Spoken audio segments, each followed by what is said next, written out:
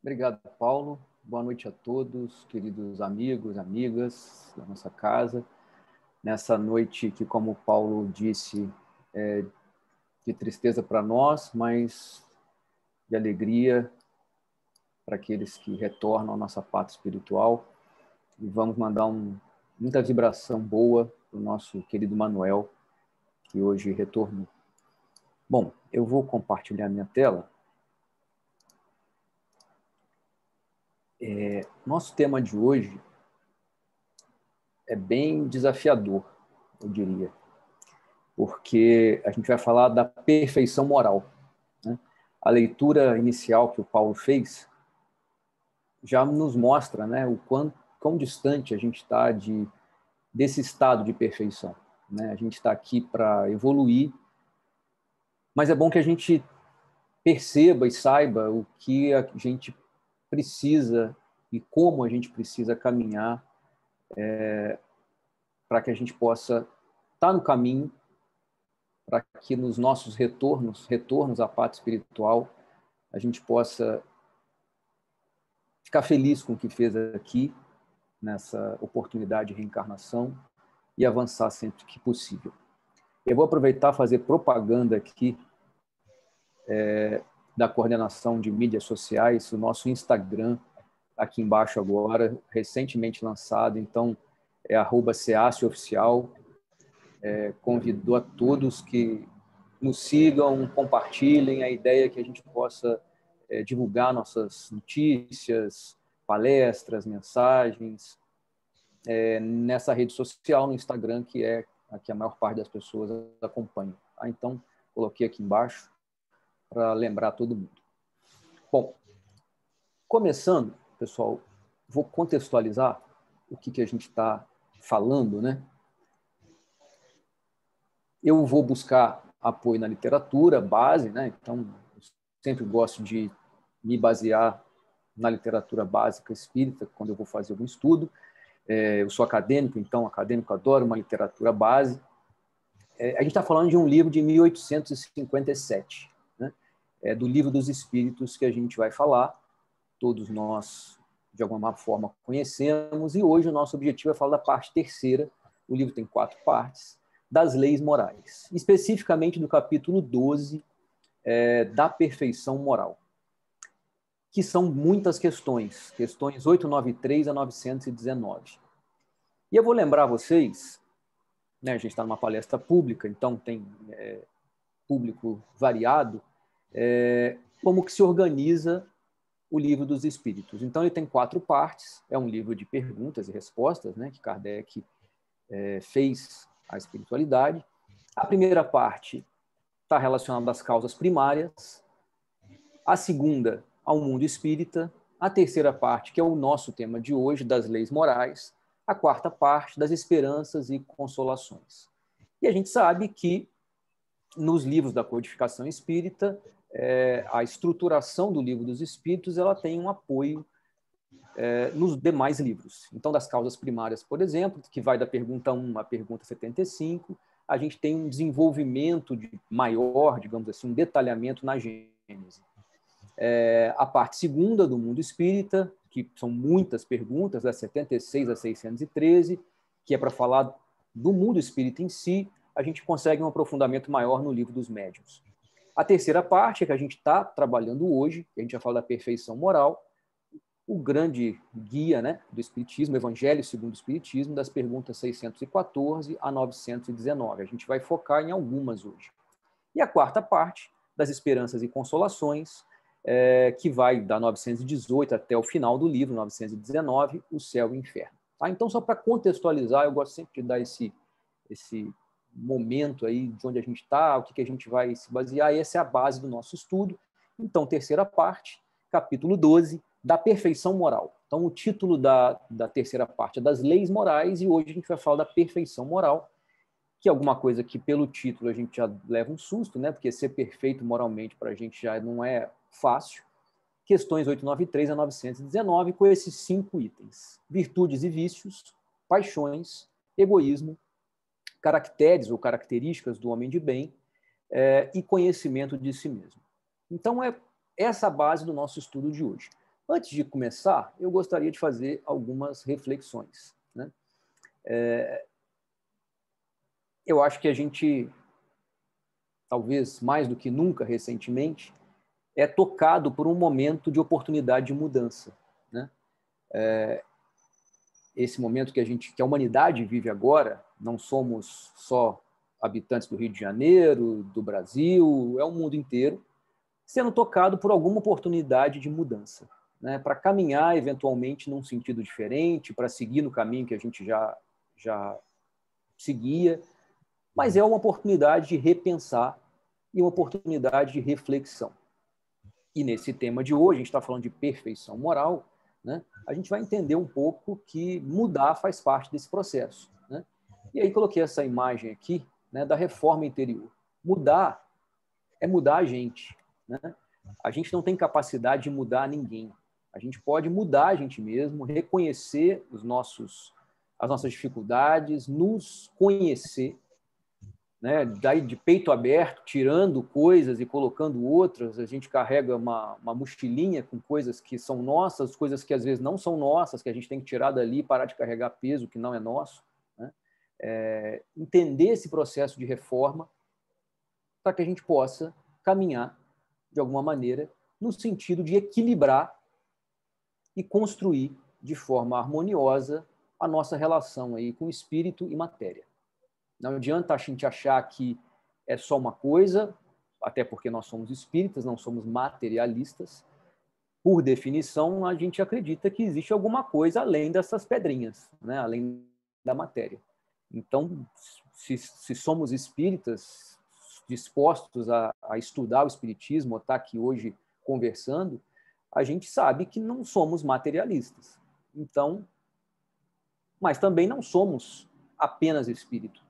Por definição, nós somos matéria. Nosso corpo material faz parte de nós. E é ele que envolve o nosso perispírito, é nele que esse nosso espírito está habitando nesse planeta. Então, não adianta achar que é uma coisa só ou que é outra, né? Os materialistas existem, mas encarnados na Terra, não dá para pensar só que não somos matéria, né?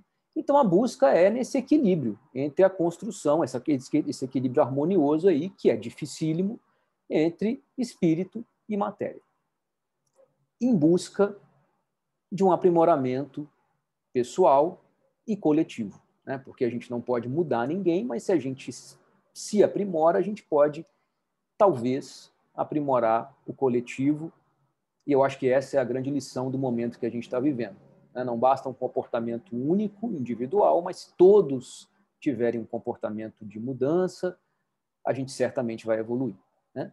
E aí, eu acho que essa figura aí está muito bem colocada para dizer o seguinte: o tema da palestra é da perfeição moral. Perfeição é algo que não é para nós. A gente está focado no progresso, né? A gente quer avançar, quer melhorar, quer crescer. Quando eu digo não é para nós, ainda, nós que estamos aqui encarnados no planeta Terra, e sabemos que é um planeta ainda destinado a receber espíritos que precisam evoluir. Então a gente está longe da perfeição. Todos nós vamos chegar lá, com calma, com tranquilidade, né? Nem tanta calma assim. É bom que a gente se preocupe, né? Não deixar o tempo passar. É bom que a gente se preocupe em progredir, para que daqui a muito tempo, muitas encarnações, quando a gente evoluir muito, quando o nosso foco for em evoluir mesmo, a gente possa marcar esse checkzinho aqui na perfeição, né? Muito bem. E aí, dentro do item que a gente se propôs a estudar hoje, né, das leis morais, da perfeição moral, o primeiro sub-item, digamos assim, dos 5, é virtudes e vícios, né?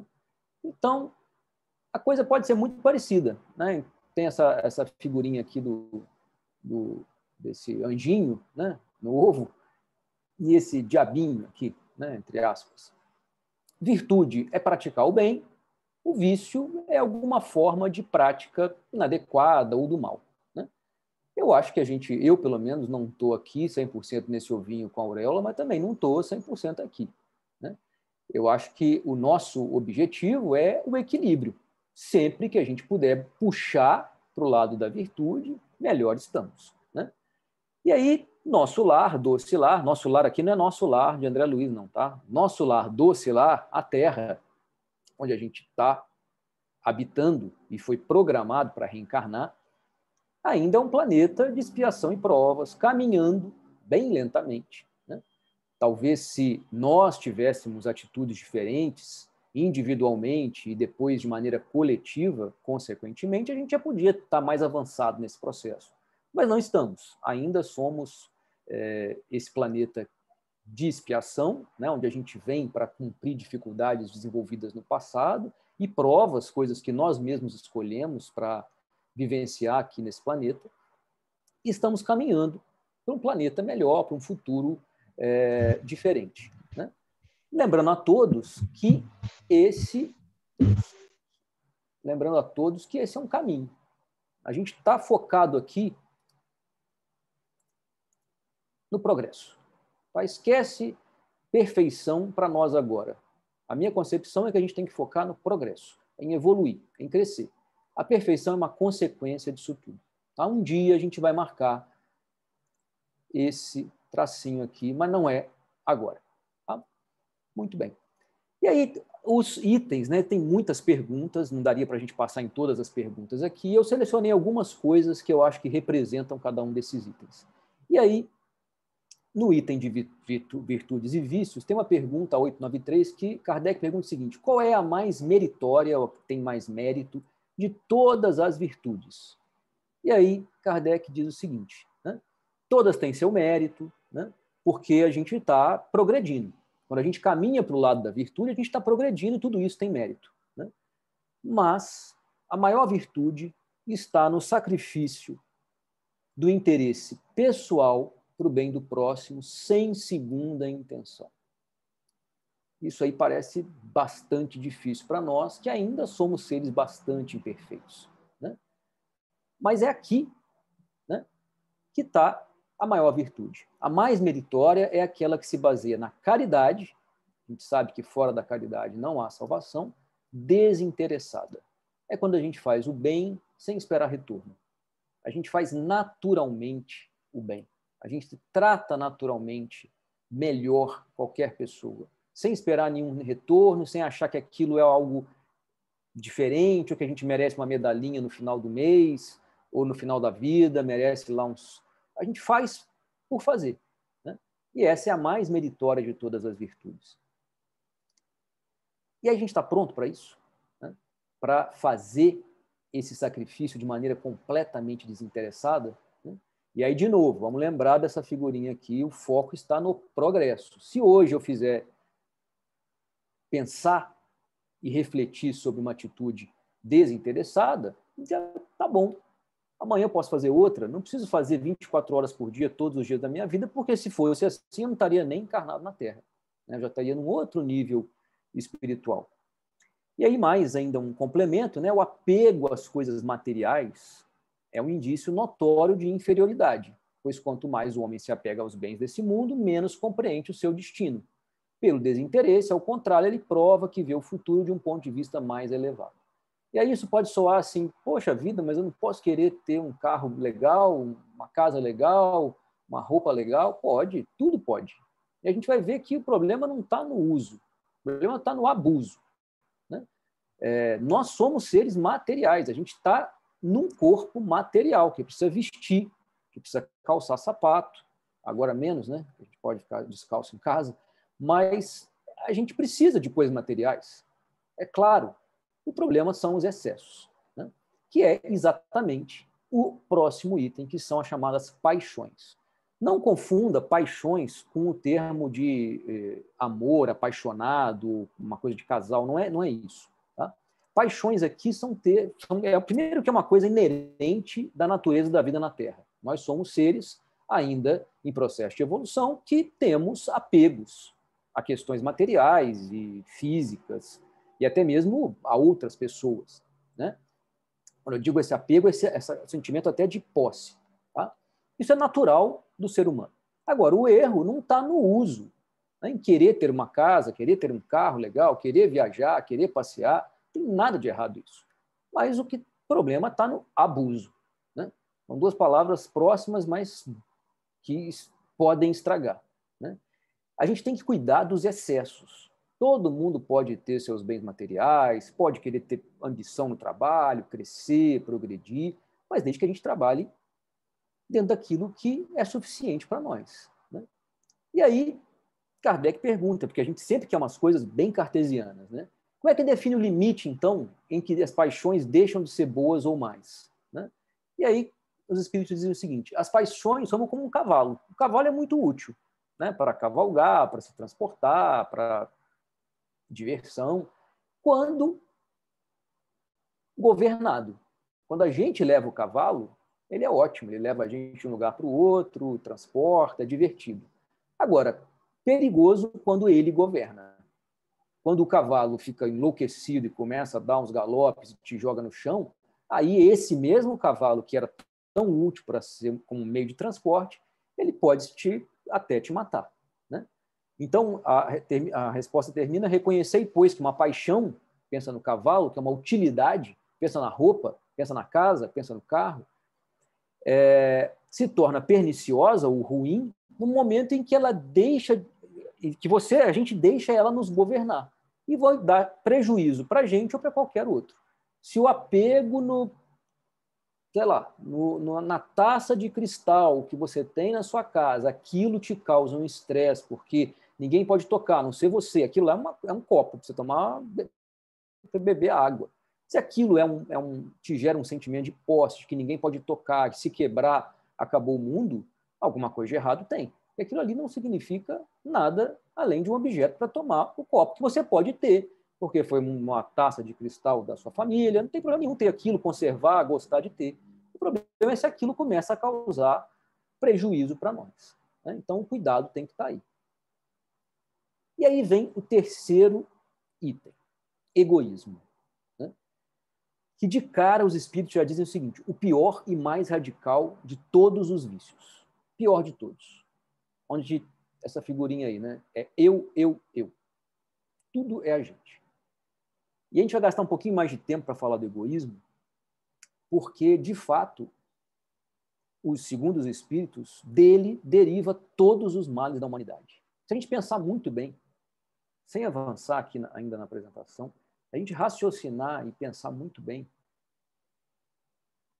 neste momento, inclusive, que a gente está vivendo, quando eu coloco a mim mesmo na frente de tudo e de todos, quando eu acho que os meus interesses, a minha fome, a minha sede, o meu incômodo em usar máscara, por exemplo, nesse momento, é maior do que o dos outros, nada pode ir para frente, né? Nada pode ir para frente quando eu me coloco na frente de tudo. E é claro que a gente passa por episódios de egoísmo. Eu já falei lá atrás que a gente está em progresso, né? O objetivo aqui não é, neste momento, a gente falar em perfeição, porque estamos encarnados na Terra, então, por definição, estamos progredindo, né? Mas quando a gente se coloca na frente de tudo, não tem jeito de gerar um caldo positivo aí. Sempre vai dar ruim, né? E aí, a pergunta 913 é: entre os vícios, qual é o pior de todos? E aí, Kardec, os espíritos dizem: o egoísmo dele deriva todo o mal. E aí ele dá uma explicação, né, que se a gente estudar todos os vícios, a gente vai ver que, no fundo, todos os sentimentos negativos, todo o mal da humanidade, todas as coisas ruins derivam, tem uma raiz no egoísmo, né? E enquanto a gente não trabalhar minimamente que seja nessa causa raiz, que ele chama, a gente não vai progredir, né? Porque nele se encontra a verdadeira chaga da sociedade. Quando a gente se coloca como mais importante, a gente quer mais e mais e para a gente, individualmente, sem pensar no coletivo, enquanto a gente não tratar minimamente isso, a gente não consegue progredir nem como indivíduos, nem como coletivo, como sociedade, né? E aí o egoísmo é incompatível com justiça, amor e caridade. Um sentimento que é incompatível com um sentimento de amor, ele não pode ter nenhum futuro positivo, né? Incompatível com um sentimento de justiça, onde todos têm os mesmos direitos e um olhar igualitário não pode ser justo, não pode ser um sentimento bom. Compatível com caridade, incompatível com caridade, né? Ou seja, o egoísmo neutraliza tudo. Então, se a gente tivesse que focar em alguma coisa, segundo os espíritos, foque em trabalhar o seu egoísmo, né? E aí, no mundo que a gente vive, no egossistema, né? Onde tudo sou eu aqui, em todas as redes sociais, onde todo mundo precisa ter mais curtidas, ter mais amigos, ter mais posts, ter mais visualizações, né? Então, aqui está em inglês, mas é social media, né? Media, eu, né? Então, tem Facebook e LinkedIn, onde todo mundo tem que ser o melhor profissional, as melhores fotos têm que estar não sei aonde, os melhores vídeos. Mas vamos ficar tranquilo, porque tudo isso faz parte. Então, não é para ninguém sair do Facebook, do Instagram. Pelo contrário, eu comecei a palestra falando, sigam o perfil do SEASSE no Instagram, né? Porque tudo isso faz parte, gente. O problema, isso eu estou falando, parece que eu estou em uma posição de ensinar. Não, eu estou aqui, aprendi muito quando montei esses slides, porque isso faz parte da nossa vida, né? O problema não está em usar as redes sociais, o problema não está em ter uma casa, ter um apartamento, fazer uma viagem confortável. O problema é no abuso. Quando aquilo que a gente tem começa a prejudicar a gente e aos outros. E, às vezes, o grande problema é que, na maior parte das vezes, quando esse sentimento existe, a gente não percebe que esse egoísmo estrutural nosso está prejudicando a nós mesmos. E aí a gente vai ver que isso tem uma receitinha de bolo aí daqui a pouco para a gente tentar trabalhar isso. Tá? Bom, depois a gente fala, seguindo, das características do homem de bem, né?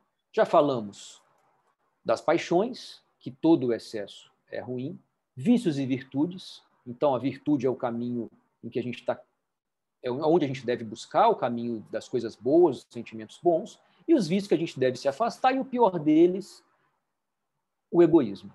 E aí tem um outro item que Kardec quer saber o seguinte, ok, mas então quais são os caracteres, as características do homem de bem?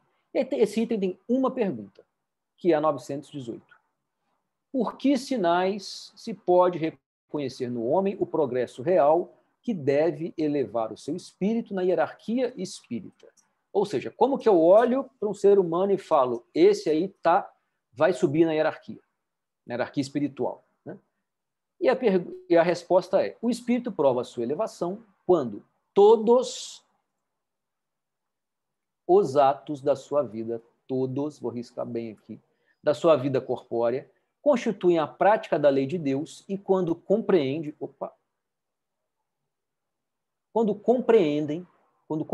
por antecipação a vida espiritual. Ou seja, todos os atos da vida corpórea durante a nossa encarnação na Terra. Isso parece bem desesperador, né? Então é para olhar com essa cara aí e falar, então, estou longe de ser um homem de bem. Se todos os atos do meu momento na Terra eles constituem a prática da lei de Deus, então está difícil, né? Mas calma, a gente tem que lembrar que a gente está colocando um tijolinho por vez. Esse muro ele não surgiu do nada. É um tijolinho por vez, um tijolinho por vez, e a gente está totalmente autorizado em construir esse muro, que é um tijolinho por vez, tá? Nesse processo de evolução. Muito bem. Só que a gente gosta de receita de bolo, né? Dizer que basicamente é fazer tudo que está na lei de Deus é muito amplo, é muito aberto e dá um certo desespero, a gente fica com aquela cara daquele menino de assustado ali. A gente gosta de receita de bolo. E aí os espíritos dão, né? A receita de bolo, se você quer praticar o bem e seguir no caminho e ser reconhecido como um homem e uma mulher de bem, né? Homem aqui não é sexo masculino, gênero masculino, é um espírito encarnado de bem. Primeiro, receitinha de bolo, tá? Esse bolo de fubá que está aí do lado. Pratica a lei de justiça, de amor e de caridade. Difícil, mas já é uma orientação, né? Vamos praticar a lei. E a lei está escrita. A gente pode procurar entender, reconhecer, melhorar. interroga a sua consciência. Isso é difícil, né? Quando a gente olha para dentro, começa esse processo de reforma íntima, interroga a nós mesmos. Por que a gente age dessa forma? Por que aquilo me irrita tanto? Por que fulaninho ou por que fulaninha me tira do sério quando eu vejo essa pessoa falando? Deve ter um motivo, né? Agora, se a gente não se me tira do sério, o problema não é a pessoa, o problema sou eu, né? Agora, se eu não olhar para dentro ou não interrogar a consciência, a gente vai continuar saindo do sério, né? Faz o bem pelo bem, sem esperança de recompensa. Essa é a maior de todas as virtudes. É fazer o bem sem esperar ser recompensado. Benevolente, sem qualquer distinção. Qualquer uma, seja ela de raça, credo, orientação religiosa, qualquer que seja. Se tiver dinheiro, não tem problema, mas usa para o bem. Pode ter poder e riqueza, não tem problema nenhum, mas use para o bem. Trate todos na ordem social, né?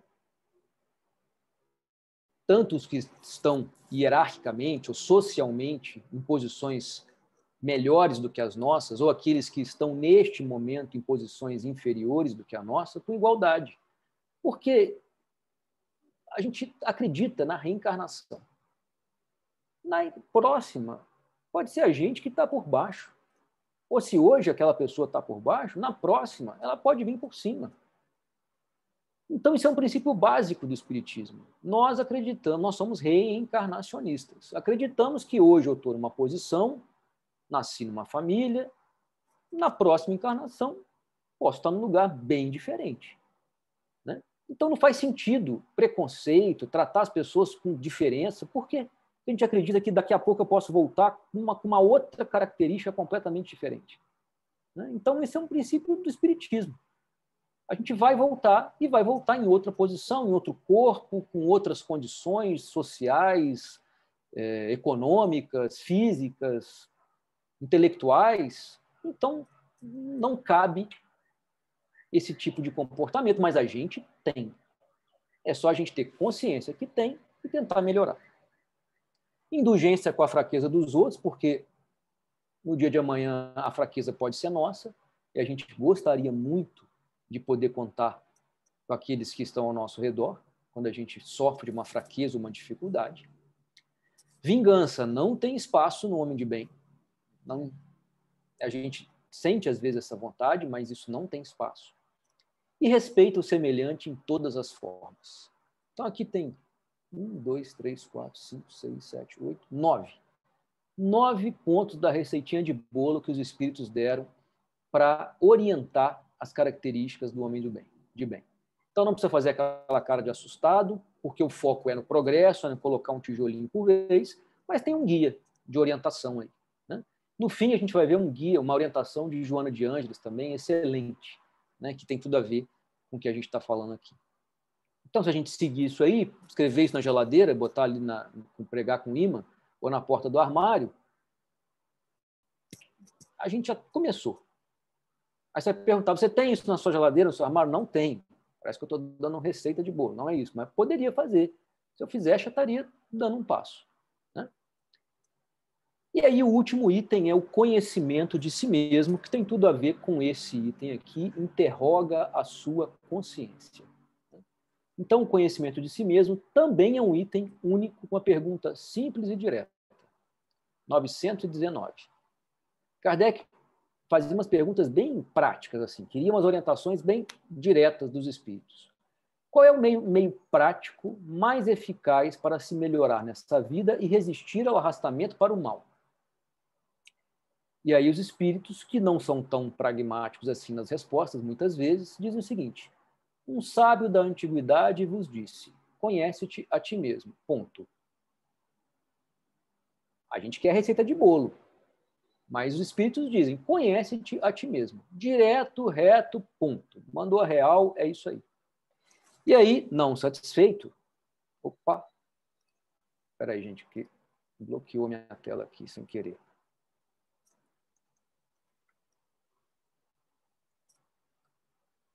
Espera aí, só um pouquinho. Voltei.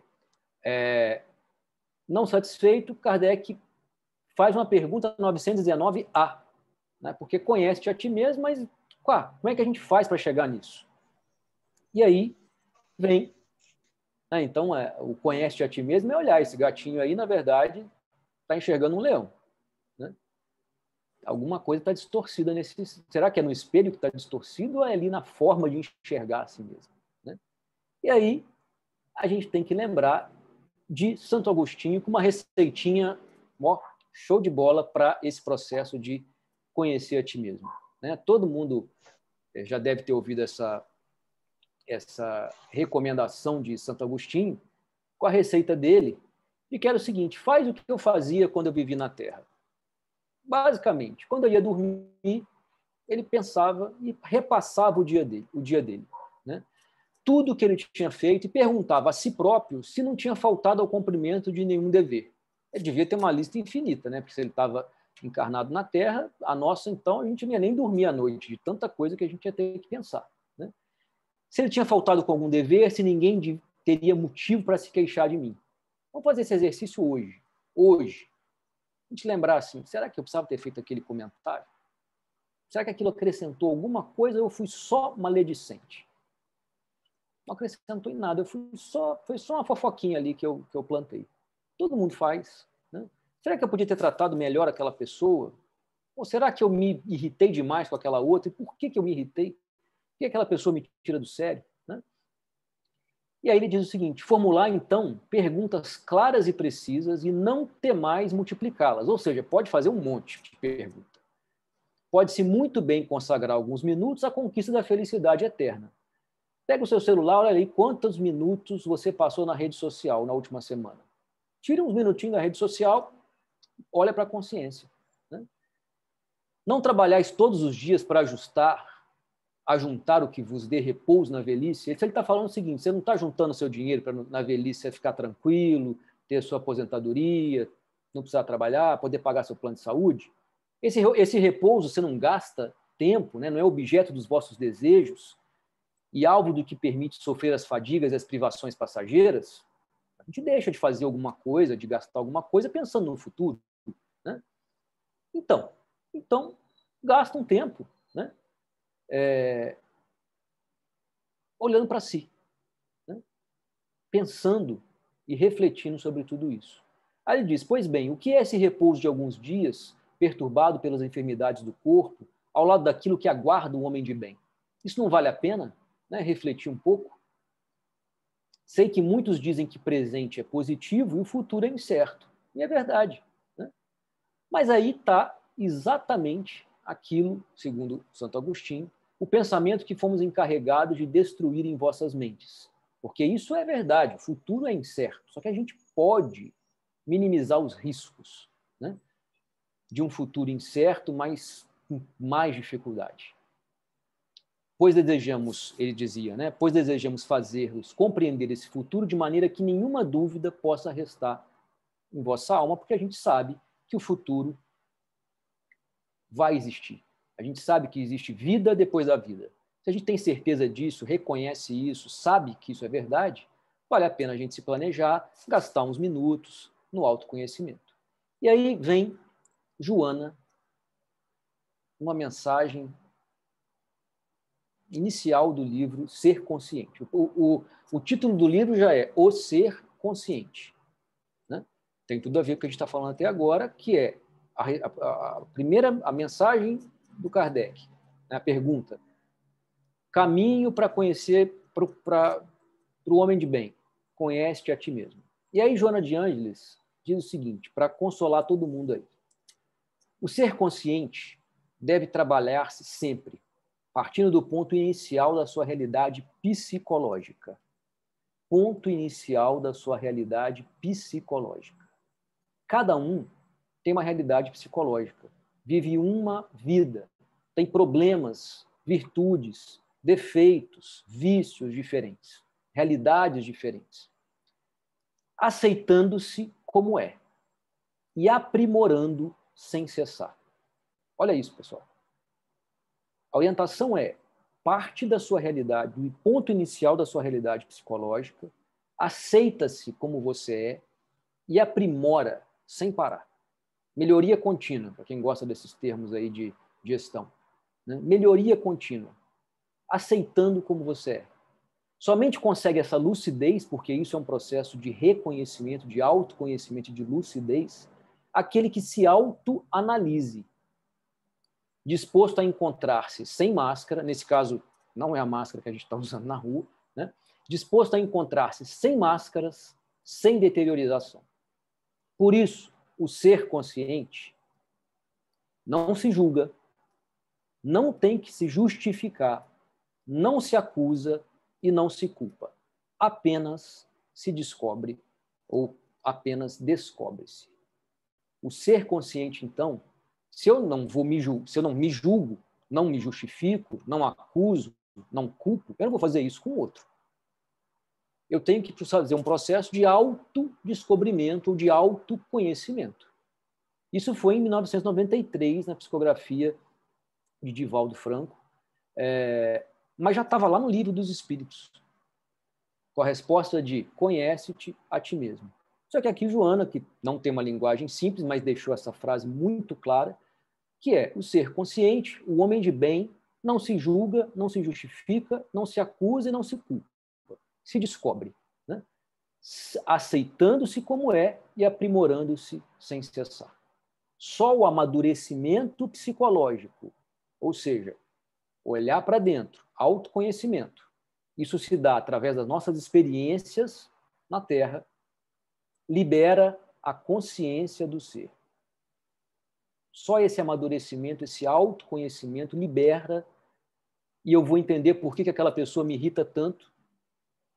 E se eu trabalho em mim mesmo os motivos dessa irritação, eu passo a não me irritar mais, possa essa pessoa fazer o que faz. E aí sim, a gente vai conseguir esse caminho de felicidade, né? Conquistando a terra da promissão bíblica. Muita paz a todos, muito obrigado pela atenção de vocês. Agradeço a oportunidade de estar aqui e boa noite.